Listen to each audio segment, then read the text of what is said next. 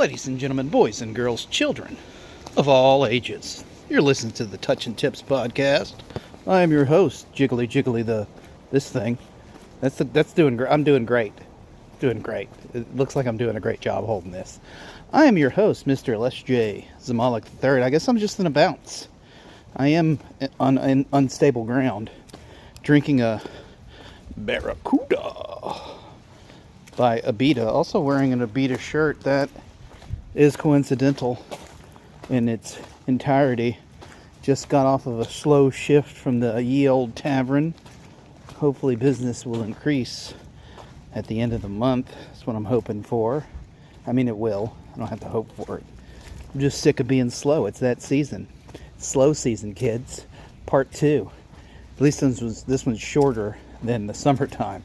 This is just a month.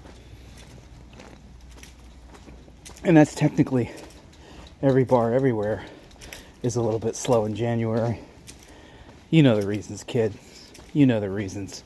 I'm going to take this time and talk a little bit about bar etiquette. What fun. Like, I can't remember if I talked about the English guy who called how Americans order things hovering Yank syndrome, which I find fucking hilarious because it's basically true.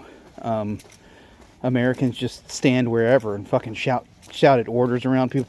Like, here's a big piece of bar etiquette I'd like to pass on to everyone. If you see bar mats down on the actual bar, not where the bartenders are making drinks, but like if it's like a 4x4 bar mat that is being placed on the actual bar, don't sit there. Don't sit there. Don't sit there. Don't sit there. Again, don't stand there, don't throng around there. That is either for one or two reasons. Number one, it's a service well for cocktail servers or, servers, other employees of whatever establishment to pick up said alcohol. That's why it's there. Or, two, it's an ordering area.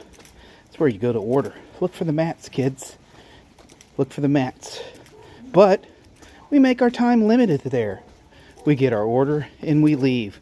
We don't hang out at the mats. We don't stand at the mats. We don't throng around the mats. Just don't do it. It's bad and improper bar etiquette. And it's a personal pet peeve of mine, but people do what they do. And I just got through it because, what are you going to... I'm not going to fucking yell at somebody. I want to. But I also want their sweet, sweet dollar. Now, if you're garbage tipping me and standing there, I might just let you know about it. But, entirely up to you, isn't it? So, yeah, that's that. I wanted to touch on that. I don't know what else to say or do.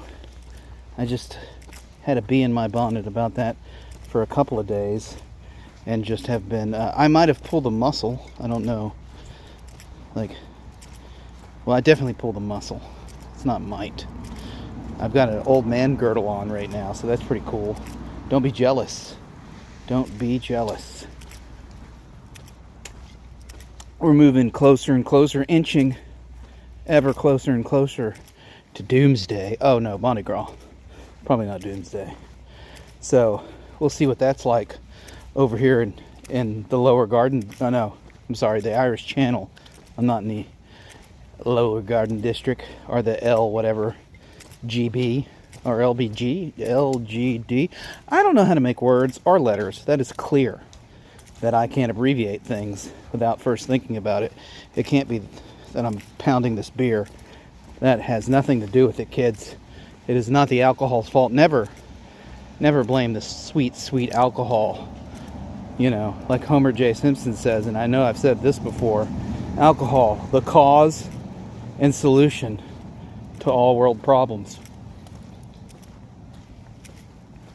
So yeah, that's that.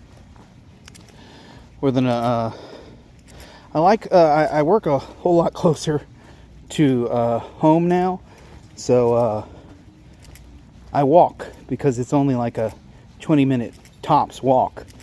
So I like that. I'm doing that now. Anyways, kids, everybody, have fun out there. Tip well, tip often. Cheers.